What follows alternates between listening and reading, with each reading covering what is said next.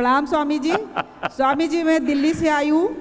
अक्टूबर में मेरा यूट्रस का ऑपरेशन हुआ था, उसमें कैंसर डिटेक्ट हुआ था और वो कैंसर मुझे फेमर बोन में चला गया था, थाई बोन में। डॉक्टर्स ने पेट का कैंसर निकाला तो थाई में आ गया। ये आयशा के बाद ये दूसरी बहन बता रही है, क्या नाम है? रीता सक्सेना। अब क्या हाल है?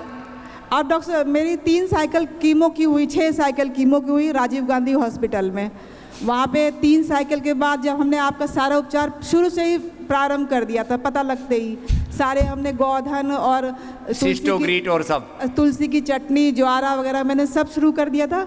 उसके बाद मेरी 3 कीमो हुई, 4-4 दिन का 1 साइकिल होता था। अब ठीक है ना?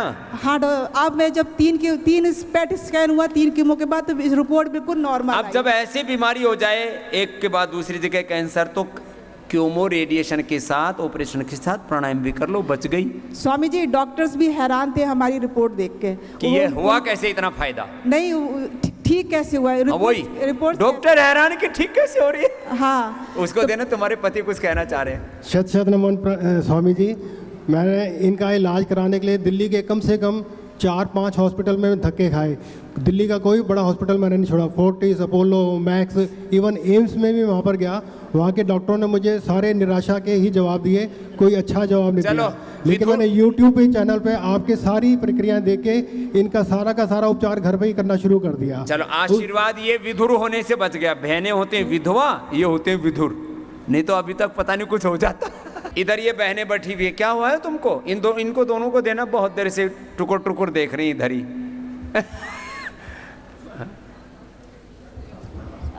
गुरुजी प्रणाम। मेरा नाम अनीता रावत है, मैं उत्तराखंड से ही हूँ। हम अपनी मम्मी से बहुत प्यार करते हैं और कम से कम मेरी मम्मी को जब हम छोटे छोटे से, तब से मेरी मम्मी के यहाँ पे पैरों में एक गोला सा बनता था और वो पूरा ऊपर से खिसक करके हमेशा नीचे आता था। ऐसे गोला? ये पेट में तो अख्तर भाई को बन रहा था, पैर में? हाँ, बहुत बड़ा गोला बनता था। और हम लोग, मम्मी की एक आदत थी, मम्मी की पायल बज जाती थी तो हम लोगों के कान खड़े हो जाते थे कि मम्मी को दर्द हो रहा है, क्योंकि वो पूरा ऐसे नसें पूरी मुड़ जाती थी और मम्मी पूरा पैर ऐसे करके मोड़ लेती थी और तीनों भाई बहनों में से उठ करके हम मम्मी को ऐसे मलासते थे, तब जाके वो सही होता था। अभी हमें आए हुए सिर्फ यहाँ पे आज ये 3रा दिन चल रहा है। 2 दिन मम्मी के यहाँ पे सिंगी कराई गई है और कोई खवाई नहीं है, पैरों में कुछ दर्द नहीं है। मैं बचपन से, अब इन बच्चों ने जब से पैदा हुए तब से माँ को तड़पते देखा है। बाबा जी प्रणाम। क्या नाम है तेरा? मेरा शशि रावत है, ये मेरी बेटी है। शशि से बड़ी हो गई है बेटी। और बाबा जी जब मेरे पैर में यहाँ गोला बनता था तो फिर उसके बाद में तड़पती थी। तो बाबा जी फिर उसके बाद कल मैंने जब स्कैनिंग कराई थी, मेरे यहाँ से एक मतलब खून के गांठ जैसे निकली यहाँ से, और इस पैर में से खूना पानी निकला और कमर में से मतलब धागे निकले, मतलब खून के धागे निकले, खून के धागे जैसे निकले। वो निकल गए मतलब। और थोड़ा जो अब ये हर 3 जगह से 3 तरह का मटेरियल निकला। एक जगह से गोल गोल थक्के निकले, एक जगह से धागे जैसे निकले, एक जगह से पानी निकला। और शशि जो है बाबा जी मेरे थोड़े किडनी भी परेशानी है, किडनी की भी परेशानी हूँ। 2016 से मेरा इलाज चल रहा है। किडनी भी ठीक करेंगे अब तेरी। ठीक है बाबा जी। लो, जो कितने साल से थे तेरे ये उपद्रव? और बाबा जी मैं अपने गुरु महाराज जी से बहुत बहुत बहुत प्यार करती हूँ। मेरे महाराज जी है प्रेम सिंह रावत, उन्होंने भेज दिया यहाँ। जा बेटा, स्वामी जी के पास जा तू। अब ये जो बच्चे पैदा हुए, मेन 20-25 साल से परेशानी थी, 3 दिन में फायदा हो गया। मैं ये नहीं कहता। तू क्या बोल रही है? बोलने दे, बुढ़िया मर जाएगी नहीं तो। स्वामी जी नमस्ते। हाँ। नमस्ते स्वामी जी। नमस्ते। नमस्ते माता। स्वामी जी मैं आपके आसन जैसे आप इंडिया टीवी पे देखती रहूं ना, तो मैं 10-15 साल हो गए करते करते। तो मेरे ये बताओ कि ये आराम क्यों नहीं हो रहा, और जो आप खाने में बता रहे हैं वही खा रही हूँ। वही खा रही हूँ मैं। क्या तकलीफ है?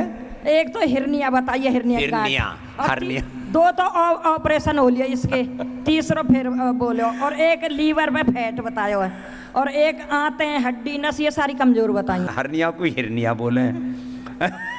अब अंग्रेजी के नाम बोले, इनको पता तो है नहीं तक गड़बड़ क्या है।